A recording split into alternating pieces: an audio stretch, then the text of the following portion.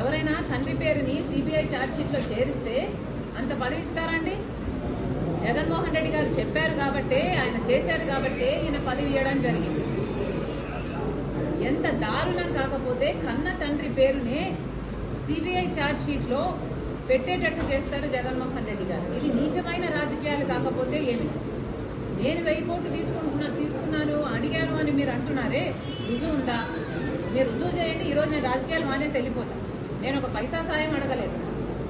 వీళ్ళు ఎప్పుడు ఏది ఎట్లా అవసరం ఉంటే ఆ మాట మాట్లాడటం వీళ్ళకు అలవాటు. వీళ్ళు ఊసరు వల్లి. వీళ్ళకి అవసరమైతే మా తల్లి పాదయాత్ర చెయ్యి అని అడుగుతారు. వీళ్ళకి అవసరం లేకపోతే నువ్వు అసలు రాజశేఖర రెడ్డి బిడ్డవే కాదు అన్నట్టు విజయమ్మను కూడా అవమానిస్తారు. ఏది పడితే అది మాట్లాడతారు. వీళ్ళ మాటలకు ఎవరండి లెక్క పెట్టాల్సింది? Please ignore it.